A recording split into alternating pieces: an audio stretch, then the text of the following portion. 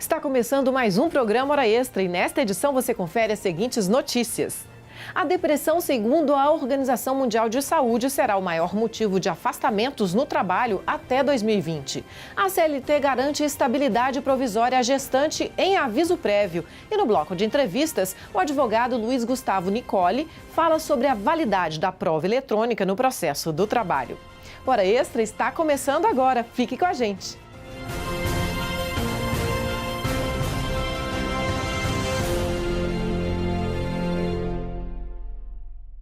Rotinas exaustivas, pressão por bons resultados e a necessidade de melhorar continuamente o desempenho. Esses são apenas alguns dos fatores que geram estresse no trabalho e afetam a qualidade de vida das pessoas, podendo levar muitas à depressão. Segundo a Organização Mundial de Saúde, a doença será o maior motivo de afastamentos no trabalho até 2020. Veja na reportagem a seguir.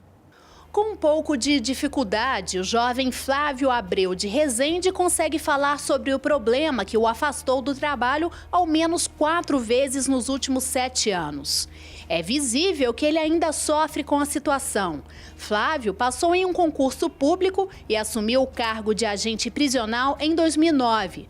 2 anos depois, em 2011, começou a sentir os sintomas que apontavam a depressão. Foi quando eu comecei a sentir dificuldade na realização de tarefas diárias, né?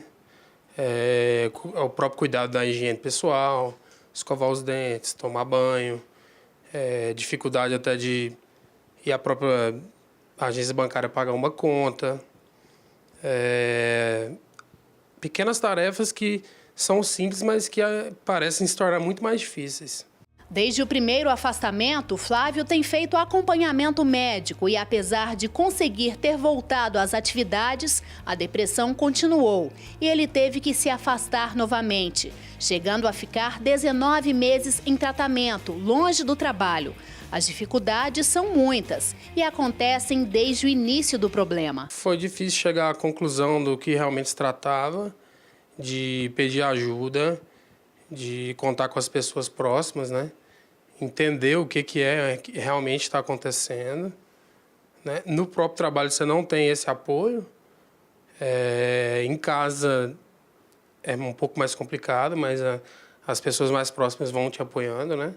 No consultório da terapeuta Miriam Moraes, mais da metade dos pacientes atendidos estão afastados ou já passaram por afastamento do trabalho por causa da depressão. Ela explica que, dependendo da situação, a licença é inevitável. A partir do momento que é diagnosticada a depressão, ou pelo terapeuta ou pelo psiquiatra, o afastamento ele é primordial, essencial, fundamental, para ser bem exato. A Organização Mundial da Saúde já mostra o quanto que isso é prejudicial e quanto afeta não só a parte emocional, mas a parte motora, a parte cognitiva. Então, não tem como uma pessoa com um nível de estresse a ponto da depressão continuar no trabalho. Além do diagnóstico, o mais importante para o trabalhador é o tratamento. É preciso saber que a depressão é sim um problema sério de saúde, mas que pode ser tratado e o quanto antes a ajuda for procurada, melhor. Esse tratamento pode ser feito quando com o psiquiatra medicamentoso, a terapia ela é aliada. Mas fora os remédios psiquiátricos, existem outras formas também de tratamentos. As PICs estão aí agora, né, as práticas integrativas complementares, para ajudar também essas pessoas na prevenção da doença. A depressão é um problema de saúde pública que atualmente atinge quase 12 bilhões de brasileiros. E quando esses casos chegam à Justiça do Trabalho, o que tem aumentado bastante nos últimos anos, todo o processo é tratado com bastante cuidado. É o que explica o juiz do trabalho, Alexandre Piovesan.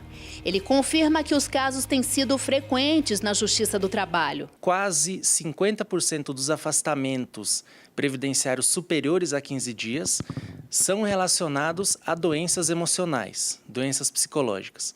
Então, o que o trabalhador pleiteia comumente? Indenizações por danos morais ou indenização por danos materiais, seja para tratamento médico, seja para pagamento de pensionamento vitalício. Nessas questões que envolvem depressão, existe uma coisa, ou um elemento bastante interessante a se pontuar, que é que a doença, ela comumente vem de fatores múltiplos, né? Às vezes não está relacionada tão somente ao trabalho, ela pode estar relacionada a condições pessoais que esse próprio trabalhador vive. Como que a Justiça do Trabalho atua? Chega o processo ao juiz do trabalho e ele comumente determina a realização de uma perícia médica psiquiátrica em que o psiquiatra vai avaliar se essa doença que o trabalhador sofre tem relação com o trabalho ou se ela não tem relação com o trabalho. Ou também se o trabalho atuou como um agente potencialmente causador daquela doença juntamente com outros agentes extralaborais. A tendência, como aponta a OIT e a Organização Mundial da Saúde, é aumentar cada vez mais o número de afastamentos decorrentes de depressão. Isso porque a forma de vida moderna, né, ela exige uma entrega emocional muito maior do trabalhador, não só no trabalho, mas também na própria vida pessoal. Muita gente ainda não sabe disso, mas a trabalhadora que descobrir gravidez durante o aviso prévio terá direito à estabilidade provisória no emprego até concluir a licença maternidade. A condição feminina no mercado de trabalho nem sempre é fácil, principalmente quando o assunto é maternidade. Na hora de encerrar o contrato, tem mulher que não sabe, mas se descobrir que está grávida, mesmo durante o aviso prévio, tem direito à estabilidade no emprego até o fim da licença gestante. Não sabia não. Sim, sei, tenho ciência porque assim, é um momento que a mulher precisa da instabilidade de emprego. E hoje muitos não têm conhecimento, mas é sempre bom ter esse tipo de divulgação para as pessoas terem conhecimento, né? Segundo a legislação, o empregador não pode demitir a empregada desde o conhecimento da gravidez até os 5 meses após o parto. Até aí tudo bem, mas havia uma dúvida. Como fica a situação quando a mulher descobre a gravidez durante o período de aviso prévio? Havia muita divergência sobre o assunto, até que o Tribunal Superior do Trabalho firmou o entendimento de que a estabilidade no emprego deve ser assegurada também nesse caso. Dessa forma, a lei garante proteção à mãe e principalmente à criança que vai nascer. Ao descobrir a gestação, a empregada que está cumprindo aviso prévio, seja trabalhado ou indenizado, deverá ser reintegrada à empresa. Então, esse período, mesmo indenizado, ele integra o contrato de trabalho. Então, uma empregada, quando é mandada embora e o aviso prévio de 30 a 90 dias ele é indenizado, se nesse período, mesmo distante da empresa, mesmo não trabalhando, se ela é engravida, ela tem direito a ser reintegrada ao emprego sob pena de ser indenizada desse período, ainda que ela nem saiba que está gestante. No momento que ela descobriu a gestação, ela já pode reclamar isso do patrão e ainda que a gestação tenha vindo no momento que ela nem tenha tido conhecimento desse fato. O advogado ressalta que o direito à estabilidade começa a partir do momento da concepção da criança, ou seja, se a mulher deixar o emprego e descobrir logo depois que está grávida, que a gestação começou quando ainda estava empregada, ela deverá voltar a trabalhar na empresa ou ser indenizada. Em muitos casos, as empresas não aceitam a reintegração e preferem enfrentar um processo judicial. As empresas deveriam reintegrar espontaneamente. Normalmente, as empresas elas preferem a demanda, porque em um processo judicial há a possibilidade de um acordo, de fazer um parcelamento daquela indenização que a empregada ela receberia, de negociar até um valor menor. Então, normalmente, a gente não é comum ver empresas reintegrando gestantes espontaneamente. Outro detalhe que muitos não sabem é que a estabilidade também é garantida à grávida durante contratos por tempo determinado, como o contrato de experiência. É preciso que o empregador ele entenda esse momento particular, não é? Todo empregador ele já passou por essa situação na própria família, já foi filho, ele tem que entender que ele tem irmã, que ele tem mãe. Aquele é um momento particular da condição da empregada, da mulher. No próximo bloco, o advogado Luiz Gustavo Nicoli fala sobre a validade de provas oriundas de documentos eletrônicos. Voltamos em instantes. Fique com a gente.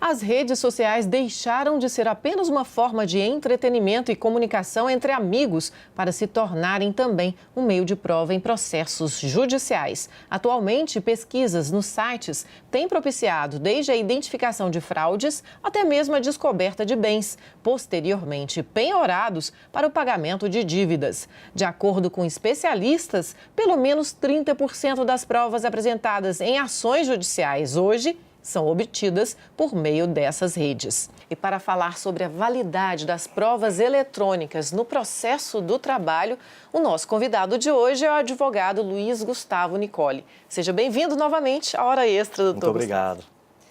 Doutor Luiz, a virtualidade hoje consome cada vez mais o espaço da nossa existência. Até que ponto essa virtualidade da conexão altera os limites na busca da prova? É inegável o avanço que tem se tornado a virtualidade na nossa rotina diária. Em tudo que vamos fazer, desde uma comunicação formal ou informal, é através da virtualidade. A troca de documentos, troca de mensagens, redes sociais, tudo isso. Agora, essa busca da virtualidade, ela é inerente a um avanço da sociedade. E estamos aí a enfrentar agora a licitude dessa prova, o conteúdo dela ser autêntico, a forma que ela foi produzida. Então, isso tudo é que se discute dentro de um processo dessa virtualidade da prova eletrônica. Que, afinal de contas, nós saímos do mundo sólido para o mundo líquido, né? Exatamente, né? Do mundo real para o virtual. Só que esse mundo virtual, ele traz a realidade. Quando nós vamos para uma rede social, é aquilo que eu vivo no meu dia a dia. É o mundo real dentro do mundo virtual. E a preocupação é, esse mundo virtual, ele pode ser adulterado, ele pode ser alterado, ele pode ser produzido por alguém que não seja o dono daquela rede social. Então, isso que a gente tem, os avanços do nosso processo dentro da prova virtual. Com certeza. E existe regulamentação da utilização dos meios da prova eletrônica hoje no Brasil? Sim. Nós temos, basicamente, de uma forma mais direta, o Código de Processo Civil, depois também o Código Civil, tem leis ordinárias que tratam sobre o assunto, sobre arquivos eletrônicos e também uma medida provisória do governo sobre a virtualização e da assinatura eletrônica desses documentos. Ok, doutor Luiz Gustavo, nós vamos agora ouvir a pergunta do advogado Helder Dudeman.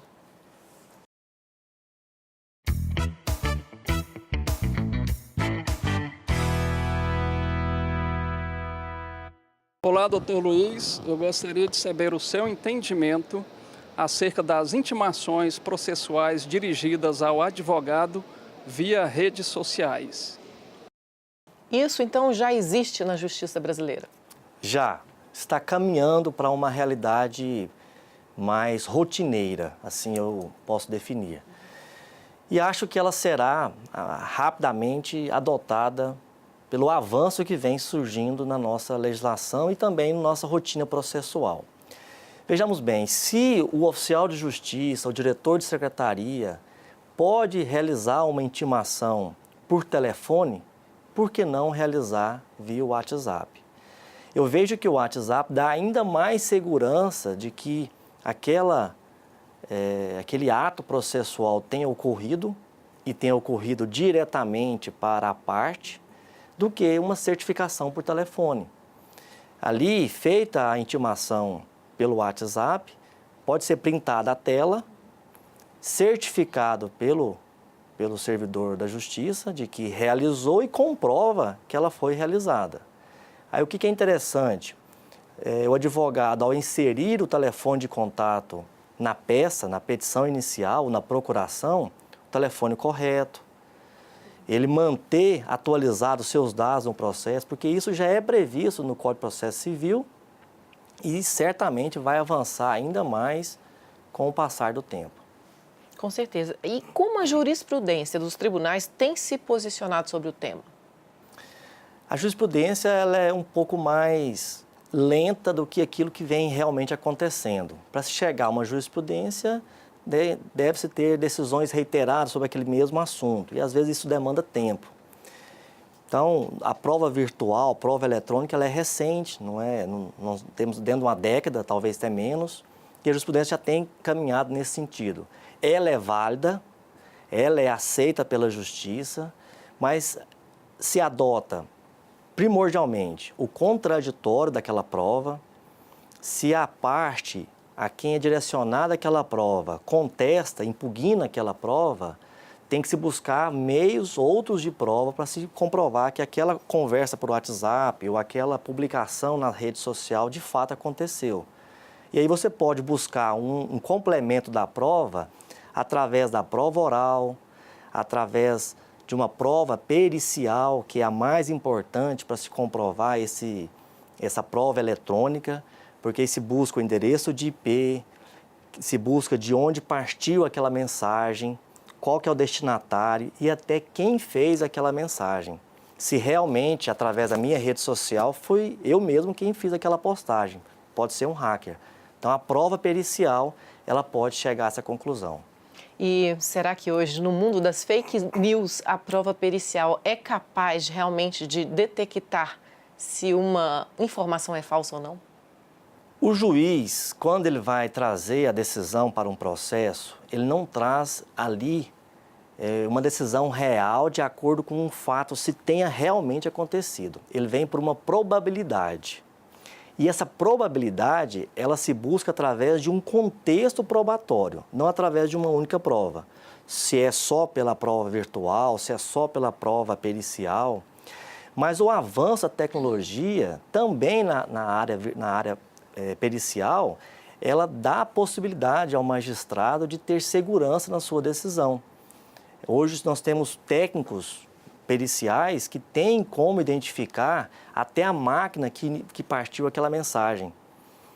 Às vezes não se consegue decidir quem fez, mas a máquina, o local, qual foi a rede que foi utilizada para tal fim, para realizar tal fim. Então, a prova pericial é mais um avanço da segurança das provas que são obtidas no processo, para que o juiz possa ter uma decisão de uma probabilidade maior. Ok, doutor Luiz Gustavo, nós vamos agora para um rápido intervalo, hoje conversando com o advogado Luiz Gustavo Nicoli sobre a validade da prova eletrônica no processo do trabalho. Fique com a gente e voltamos já.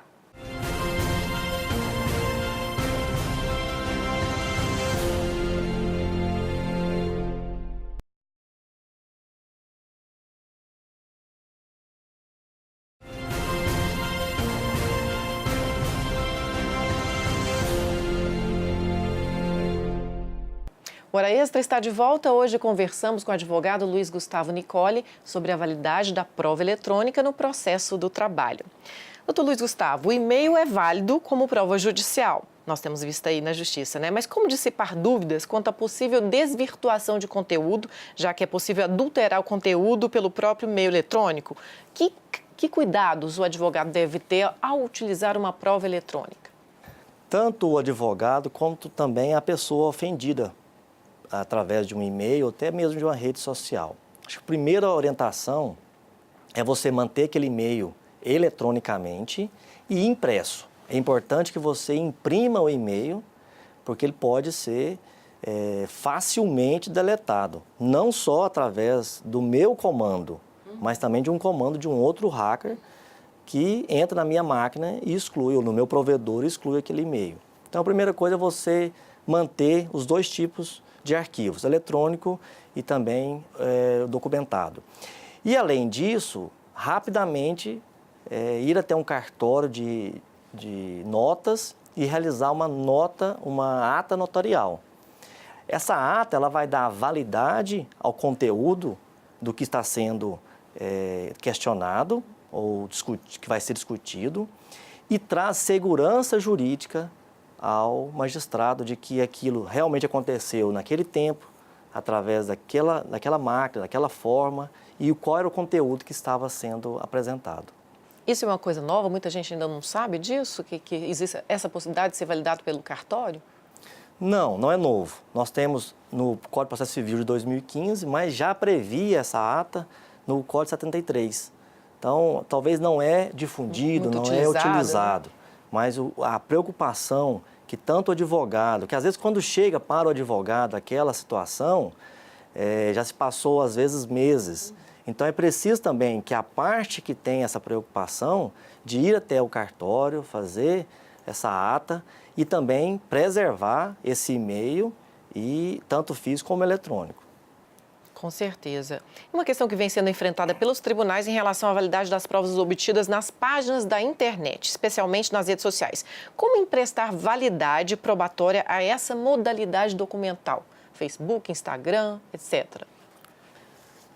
Acho que o caminho também é através da ata. Vejo que a ata ela vai te dar segurança jurídica momentânea naquela ofensa pela internet. E, além disso, às vezes você é atingido na rede social e, se você deixar, ela é perene, né? Ela é momentânea. Sim. Ela dilui com o tempo. Se você deixar amanhã, aquele ofensor, ele pode excluir aquela postagem. Então, fazer um print da tela, arquivar aquele documento, imprimir aquela foto e, no dia seguinte, fazer uma ata. Ali ficou registrado. Já tive situações práticas de uma discussão acalorada em rede social, foi postada uma ofensa, naquele momento o ofendido tirou a foto daquele arquivo, minutos depois ele já não existia mais. Então foi preciso definir isso aí, além de prova documental, porque é o documento que tinha, prova testemunhal, outras pessoas que estavam online naquele momento e também tiveram aquela informação, e também uma prova pericial, que é capaz de chegar à conclusão da máquina que saiu através do IP, do endereço de IP. Ok, doutor Luiz Gustavo, agora nós vamos a uma última pergunta do advogado Amélio Silva.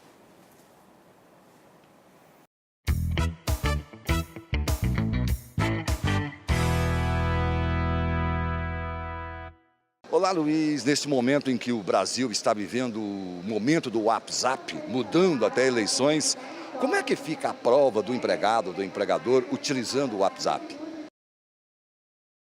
Era bem atual essa pergunta, e é uma rotina que está se tornando para todos nós, né? A prova do WhatsApp ela é válida, tem sido aceita pela Justiça, mas com toda cautela.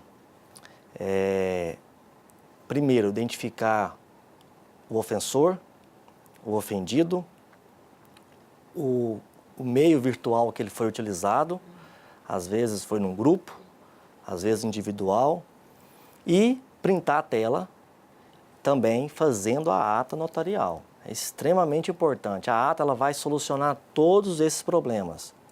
E, se for necessário, sendo necessário, o magistrado busca-se também o apoio da prova pericial, para definir o momento, o conteúdo e, às vezes, até a autenticidade daquele documento. Ele pode ser também hackeado, aquela conversa, e você não ter a autenticidade a qual se busca na justiça.